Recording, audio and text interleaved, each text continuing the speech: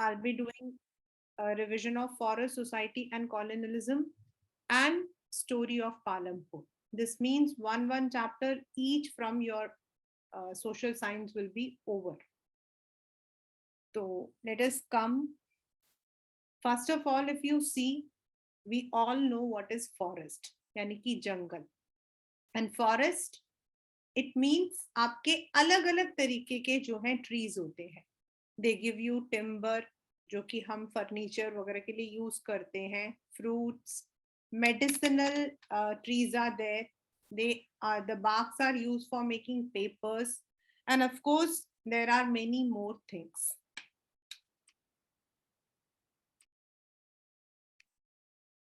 तो apart from that, मतलब हम जो है ट्रीज को यूज करते हैं, plus they are also giving shelter to animals, birds, and they the very best thing is they help in the ecological balance.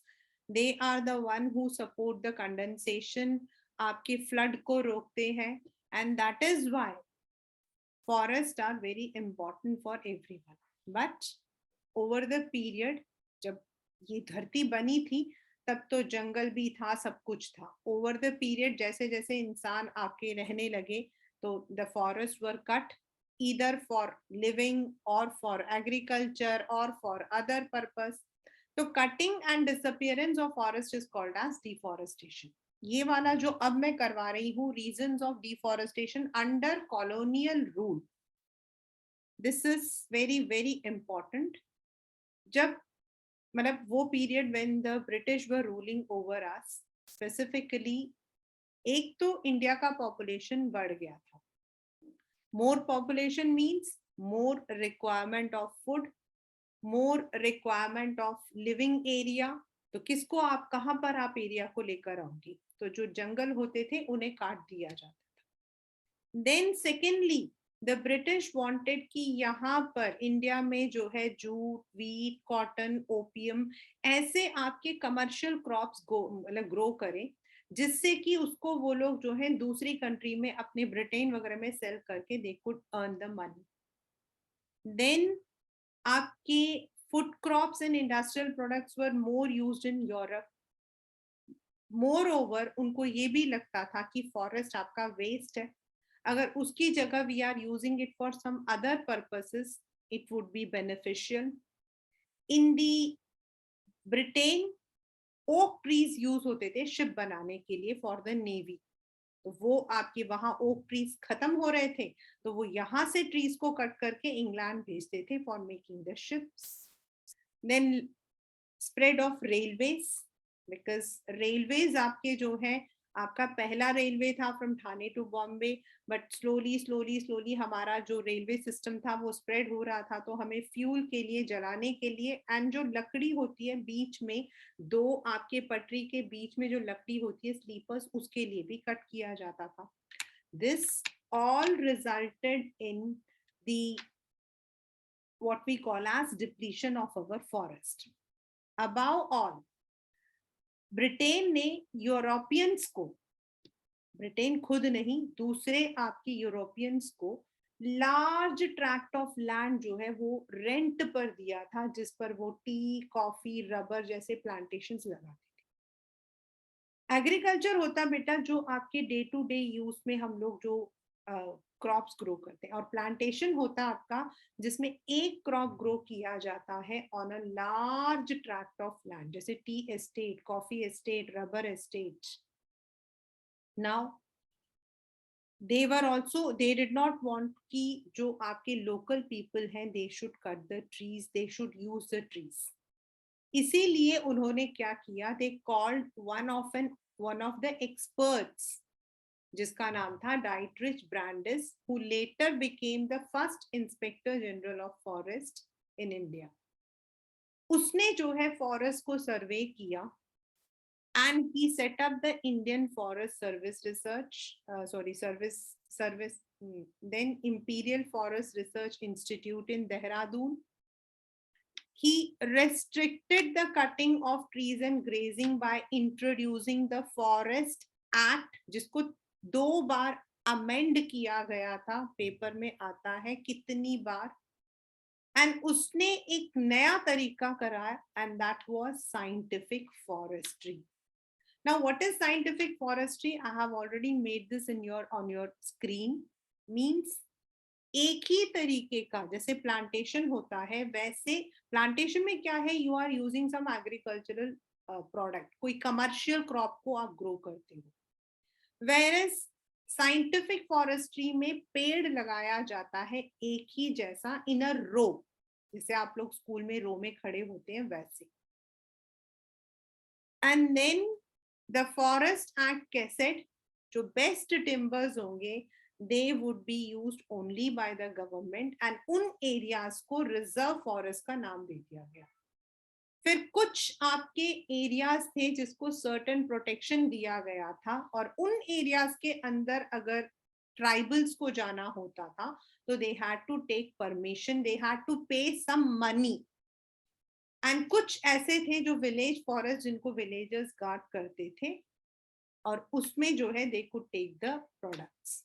तो अब अगर जब उन पर इतनी जबरदस्ती, आपको सोचो अगर आपको आपके घर में ही बोला जाए आप उस कमरे में नहीं जा सकते हो, आप इधर नहीं जा सकते, तो व्हाट विल हैपन. सिमिलरली जो लोग वहां रहते थे, जो लोग those who were dependent on the forest, they were all in problem. Why? They use the forest for fuel, they used it for fodder, उनके जो कैटल थे उनको चारा खिलाना, उसके जो फ्रूट्स एंड ट्यूबर्स होते थे उनको वो खाते थे. Many of the tribals even new the medicinal values. कुछ को वो लोग लकड़ी को जो है, छोटी छोटी लकड़ियों से वो लोग जो है खोदने के लिए हाथों से दे वुड बी मेकिंग दाओ, मतलब जो टूल्स होते हैं वो बनाते थे. कुछ चीजों को वो अपने घरों के आगे फेंस की तरह लगाते थे, लीव्स को प्लेट्स की तरह यूज करते थे. कुछ ऑयल जैसे सेमूर था उसको रोप की तरह, महुआ को लाइटिंग लैम्प की तरह यूज करते थे. जब उनको बोला गया कि you can not enter into the forest, तो उनका जो ये एवरीडे का जो प्रैक्टिस था वो खत्म हो गया. तो वो चोरी छुपे अंदर जाया करते थे, लेकिन अगर वो पकड़े गए, स्पेसिफिकली जब विमेन, तो दे वर हैरेस्ड, उनको जो है हैरेसमेंट किया जाता था. दूसरा जो ब्रिटिश ने किया था वो ये था, यूरोपियंस ने, कि हमारे यहाँ पर shifting cultivation, it is not हमारे यहाँ पर, shifting cultivation is done in all over the world. In some areas it is called as milpa, dhya, roca Brazil में, हमारे यहाँ kumri, lading, jhuming, these are the very common name, और ये आपके paper में आने के 200% चांसेस होते हैं. शिफ्टिंग कल्टीवेशन में क्या होता है, नॉर्मली जो किसान होता है एक हिस्सा जमीन का, उसमें ही वुड बी, उसको जो है जलाएगा when the summer is there, and after the first monsoon उसमें सीड सो करते हैं. एंड जो दूसरा वाला हिस्सा होता है उसको वो लोग छोड़ देते हैं एज फॉरेस्ट. जब ये वाला लैंड जो है उसकी फर्टिलिटी खत्म हो जाती है, they will shift to that area. But Europeans को लगा दैट ऐसे करने से एक तो उनको जो टैक्सेस लेने पड़ते हैं, they were not able to calculate कितना एरिया फॉरेस्ट है, कितना एरिया एग्रीकल्चर है. सेकेंडली उनको लगता था when they are burning the forest for sowing the seeds, उससे फॉरेस्ट फायर हो सकता है, टिम्बर आपके खराब हो सकते हैं. तो उन्होंने जो है शिफ्टिंग कल्टीवेशन को भी बैन कर दिया. नाउ फॉरेस्ट एक्ट भी हटा दिया, शिफ्टिंग कल्टीवेशन को भी हटा दिया, तो the people were displaced, they had to change their occupation. कुछ लोगों ने तो आवाज भी उठाई.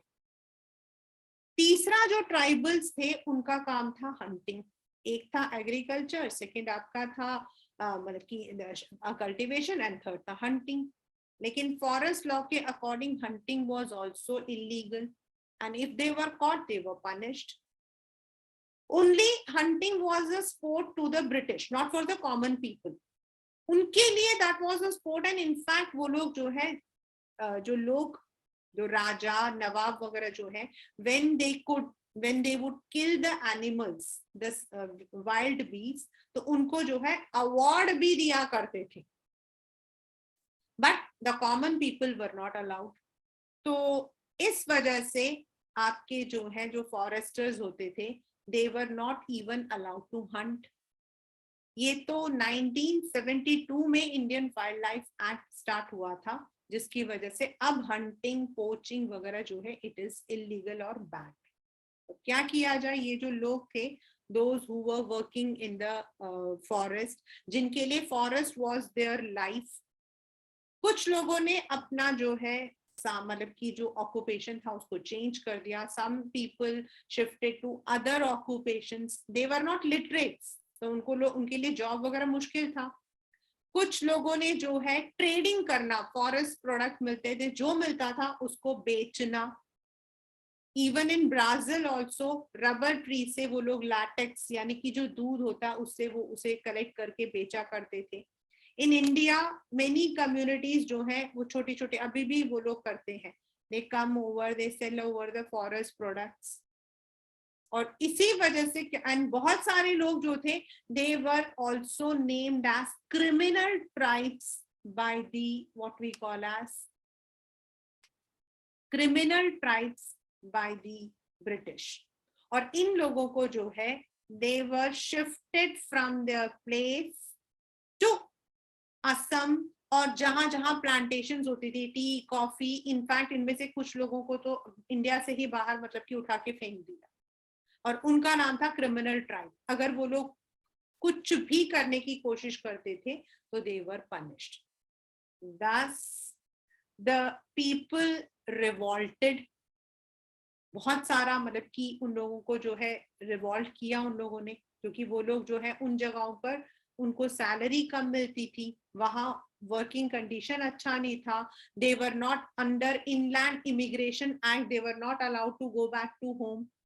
और एक ऐसा ही रिबल हमारा था बस्तर रिबल। बस्तर रिबल जो है it is also associated with Gundadhar. Bastar जो है that's in Chhattisgarh right now, पहले मध्य प्रदेश का हिस्सा था। एंड अगर आप छत्तीसगढ़ को देखोगे तो नीचे की तरफ आंध्र प्रदेश, राइट साइड में उड़ीसा, और इस तरफ आपका महाराष्ट्र है। And you have different kinds of communities even till today.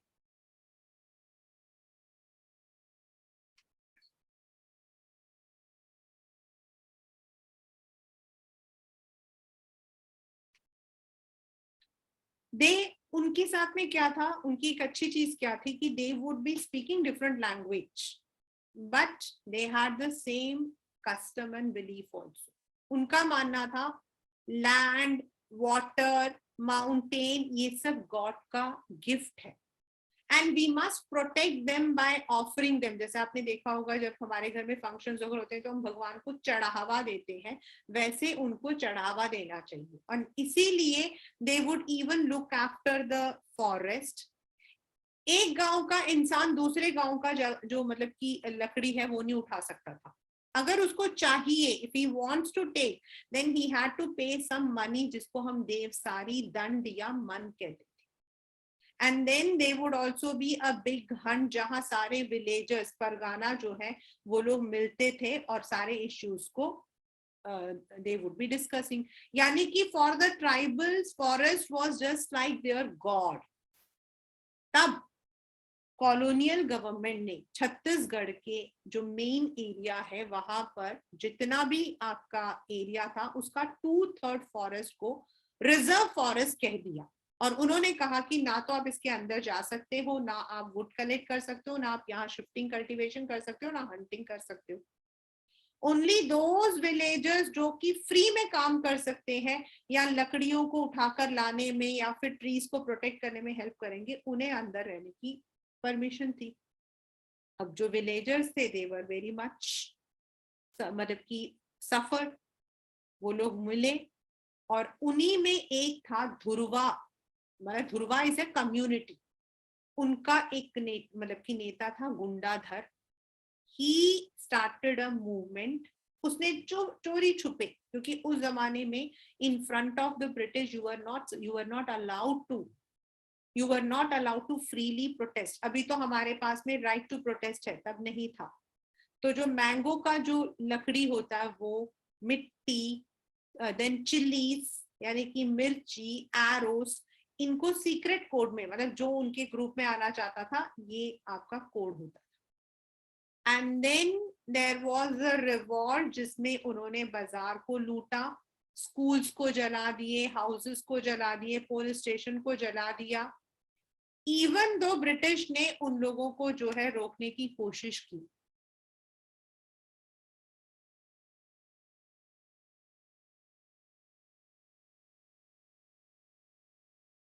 but the revolt did not stop. तो अल्टीमेटली 3 महीने बाद गुंडाधर तो पकड़ा नहीं गया, लेकिन ब्रिटिश को हार माननी पड़ी। एंड जो रिजर्व फॉरेस्ट था उसमें, मतलब जितना उन्होंने कहा था 2/3, उसका सिर्फ आधा जो है उसको रिजर्व मतलब की किया, बाकी उन्होंने छोड़ दिया। दस Bastar rebel was successful. Even after independence भी इनको जो है बाहर रखा गया था, लेकिन अब the government understands that the people are very important for forest. ये हमारी स्टोरी थी, how the forest was depleted in our country. Now let us come to Java. Java आपका आज का इंडोनेशिया है। इंडोनेशिया के अंदर this is a small island, and Java is very famous for rice आज भी, and they are one of the leading producers of rice. जैसे India को ब्रिटिश ने कॉलोनाइज किया था, it was colonized by Dutch, and वहां पर भी डच जो है they wanted to build the ships. वहां पर भी हमारे जैसे लोग कम्युनिटी में रहते थे and practice shifting cultivation. There was a very famous what you call as community called Kalangs. ये जो कलंग्स थे they were very skilled, और ये स्किल्ड थे टीक फॉरेस्ट को काटने में। टीक आपका जो है it is very very costly expensive. वाह, एक टीक का जो एक टेबल होता है दैट इज वेरी एक्सपेंसिव। तो उसको जो लकड़ी को काटते हैं ना, उसके लिए आपको बहुत स्किल्स की जरूरत होती है। कहा जाता है कि जब जावा में लड़ाई हुई थी और जो किंगडम था वो बट गया था माताराम में, तो कलंग्स की जो फैमिली थी उनको भी राजा ने अलग कर दिया था कि आधे लोग उस वाले मतलब कि राज्य में रहेंगे, आधे इधर। So when the Dutch control, तो उन्होंने जो है they tried to make the Kalangs work. उन्होंने कलंग्स को कोशिश की, लेकिन कलंग्स जो थे वो लोग उनके नीचे काम नहीं करना चाहते थे। उन्होंने जो है डच का जो फोर्ट था जौना में उसको अटैक किया, लेकिन इन लोगों को पकड़ लिया गया, जैसे हमारे यहाँ पर बस्तर में किया वैसे। सिमिलर टू आर मतलब कि आर कंट्री, वहां पर भी साइंटिफिक फॉरेस्ट्री था। हमारे यहाँ पे डाइट्रिच ब्रांडिस जो है he had introduces a scientific forestry, वहां साइंटिफिक फॉरेस्ट्री थोड़ा अलग था। They also had the same key, the villagers were not allowed to enter into the forest, but they could cut the forest for boat या फिर for making the house only with permission. Without permission if they entered they would be punished. उनको जो है सबसे बड़ी problem क्या थी, जो डच थे उनको लेबर्स चाहिए थे। तो उन्होंने जो है जो लैंड होता था जिस पर वो लोग एग्रीकल्चर करते थे उस पर उन्होंने रेंट डाल रखा था। एंड दे सेड कि अगर आप में से जो विलेजर्स हमारे फॉरेस्ट में फ्री में काम करेंगे, अपने बफलोज हमें देंगे लकड़ियों को ट्रांसपोर्ट करने के लिए, we would exempt you from giving the rent. और इस सिस्टम को हम कहते हैं ब्लैंडोंग डाइनस्टीन सिस्टम। तो similar to our country they also had the system जहां पर the villagers were forced to work for the coloniers. Now जैसे हमारे यहाँ गुंडाधर थे, similarly वहां पर थे सुरोंतिको सामिन।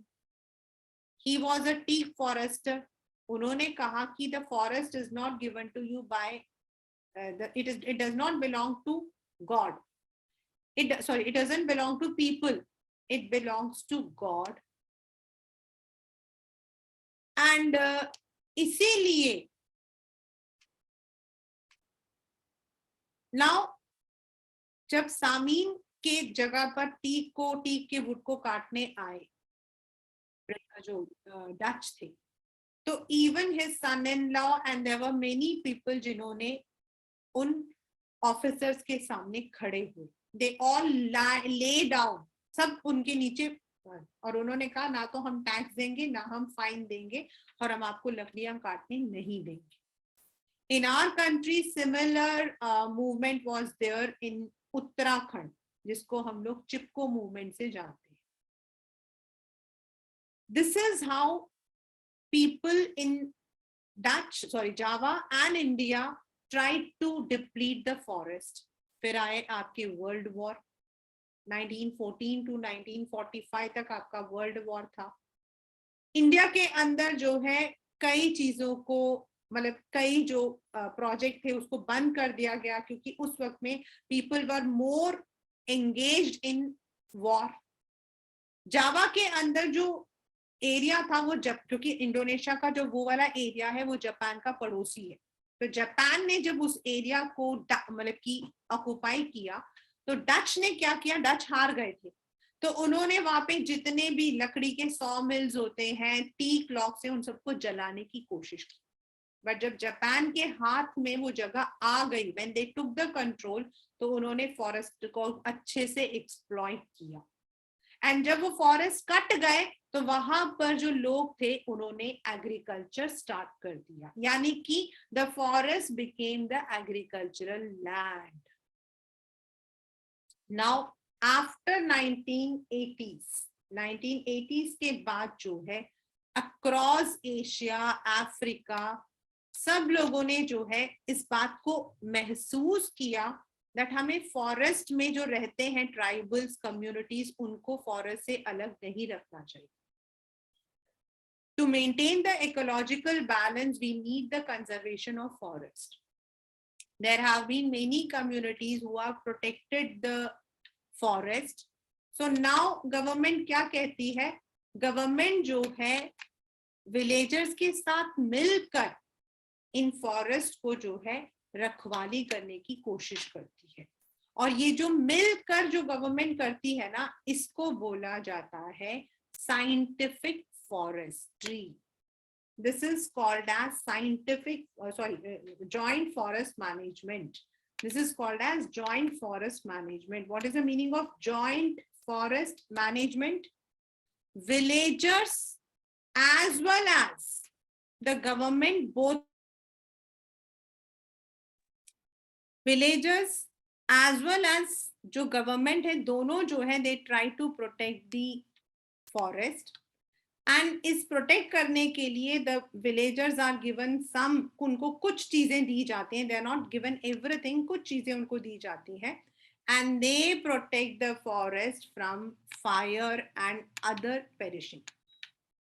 सो बेटा, इन अनदर वर्ड, हमारे लिए forest is very important and due to many reasons. आपके इस वाले चैप्टर से पेपर में क्या आएगा, ये तो रहा कि भाई ये तो मैंने चैप्टर को किया, लेकिन पेपर में क्या क्वेश्चन आएगा, फॉरेस्ट जो है under British rule, why they were cut.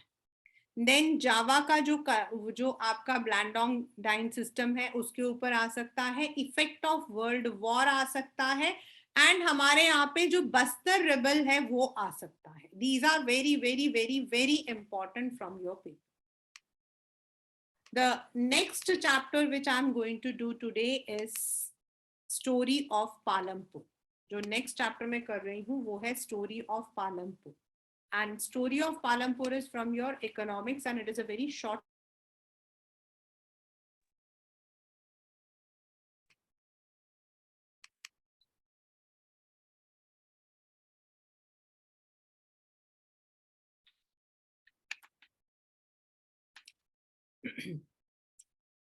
Palampur वैसे it is not a real village, it is a hypothetical village.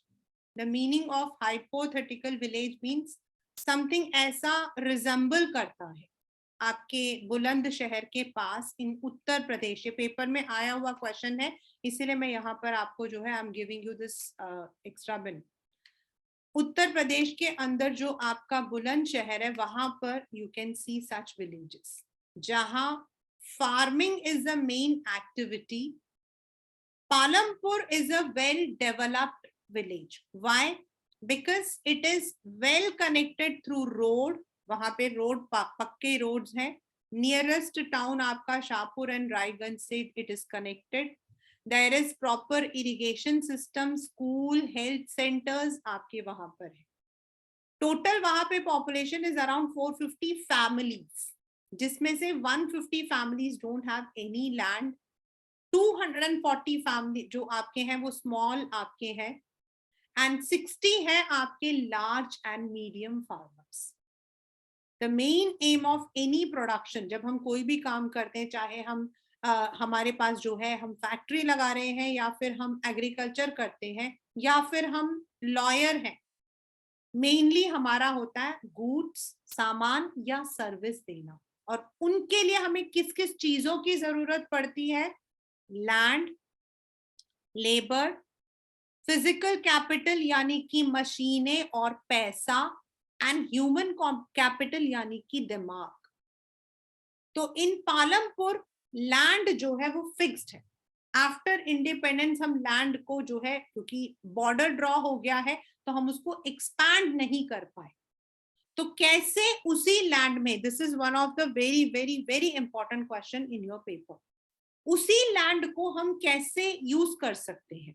जैसे आपने देखा होगा ना फोल्डेबल टेबल, तो हम उस टेबल को जो है टेबल भी बना लेते हैं, कुछ और भी बना लेते हैं. सिमिलरली उसी लैंड को वो यूज करते हैं विद मल्टीपल फार्मिंग, यानी कि डिफरेंट क्रॉप्स वो ग्रो करते हैं. बाजरा, गेहूं, देन आपका जो है potatoes, that is a fourth crop. And वो लोग उसको मैच कर कर, मतलब उसके साथ में sugar.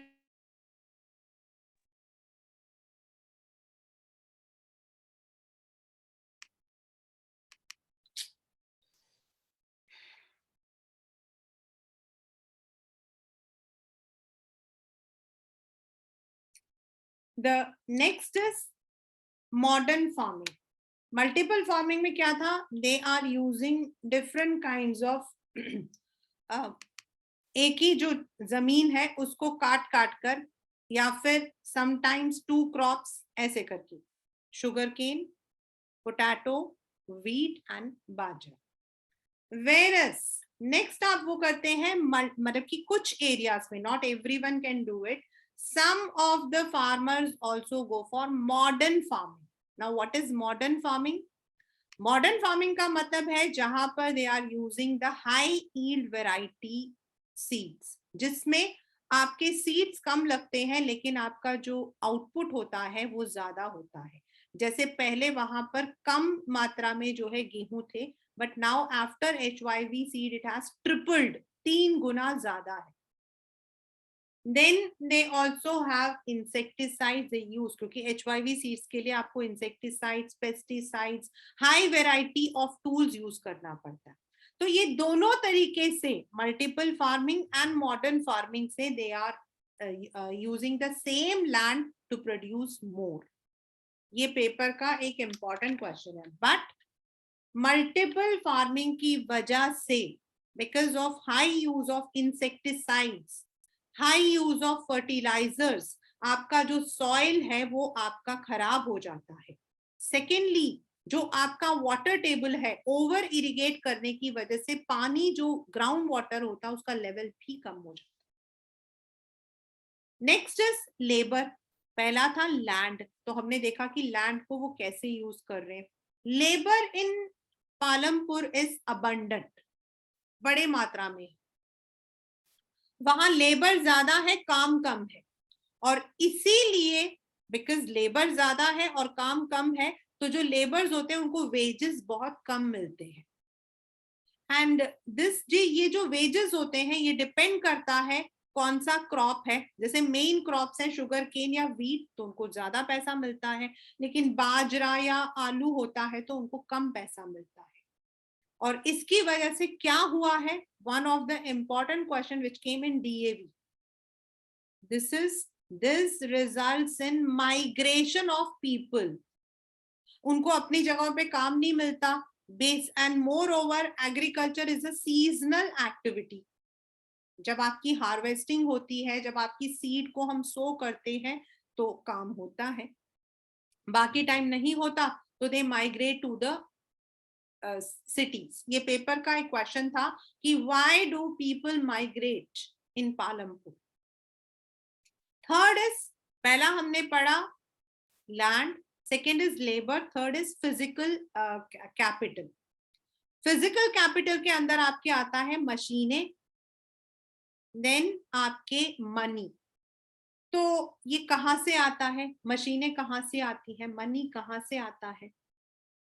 As I said that there are only 60 farmers जो मीडियम या लार्ज कहलाते हैं, बाकी सब या तो स्मॉल फार्मर्स हैं या उनके पास लैंड है ही नहीं।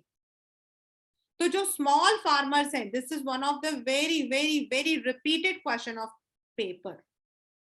जो स्मॉल फार्मर्स होते हैं, they take loan from the large farmers to buy seeds, to buy मतलब कि जो आपको उनको फर्टिलाइजर्स वगैरह लेना होता है उसके लिए, या फिर they take the money from the money lenders, relatives, और कभी कभी when they are not able to give back, जब वो पैसा वापस नहीं कर पाते हैं, तो they fall into the debt trap, वो लोग कर्जे में डूब जाते हैं। वेयर जो लार्ज फार्मर्स होते हैं, उनके पास एक्स्ट्रा मनी होता है, जो उनके पास जितना सामान आता है, चाहे गेहूं हो या शुगर केन हो, उसमें वो कुछ अपने लिए रखते हैं, and the rest they sell out in the market. तो जो सरप्लस आता है, जो पैसा एक्स्ट्रा आता है, उसको वो यूज करते हैं to buy the seeds, the मतलब कि जो इक्विपमेंट होते हैं, टूल्स होते हैं, ट्रैक्टर होता है वो, एंड कुछ पैसों को they keep it in the bank और नेक्स्ट ईयर वो लोग यूज करते हैं। सो दिस इज हाउ, मतलब कि जो स्मॉल फार्मर्स हैं, they are different from the large farmers. ये आपके पेपर में बैक में भी एक क्वेश्चन है। So this question is very very very important beta, this question is very very important, so kindly note it. Apart from, besides the farming activities, ये तो farming वहां main activity है, the main वहां पे जो है maximum लोग जो है they are only into farming, but farming is a seasonal activity, farming आपका हमेशा नहीं रहता है। तो जब नहीं रहता है तो बाकी टाइम में क्या करते हैं? As I said, some of the labours they migrate to other places, कुछ लोग तो दूसरे जगहों पर जाकर काम करते हैं, as a rickshaw puller, as a construction labour, if they get the job they go over. And कुछ जो है they also practise some non farming activities. ये वाला जो क्वेश्चन है, दिस कम्स इन 5 मार्क्स। ये वाला जो क्वेश्चन है, ये आपके 5 मार्क्स का क्वेश्चन है। इसमें आपको जो है पूछा जाएगा, नेम या फिर explain some non farming activities practised in Palampur. तो the very first is dairy farming. वहां पे आपको मैंने बताया था कि दे आर यूजिंग दी, वो लोग जो है वहां पर बाजरा यूज करते हैं, बाजरा लगाते हैं। तो जो बाजरा होता है वो अपने कैटल को वो लोग खिलाते हैं, एंड विद दैट उनके जो कैटल होते हैं यानी कि गाय भैंस, दे गिव द मिल्क। उस मिल्क को वो लोग मिल्क या फिर कर्ड या बटर के जैसा जो है they sell out in the local markets, that is called as dairy farming. अपने घरों के अंदर ही छोटे छोटे उन्होंने बना रखे। Second, small scale manufacturing.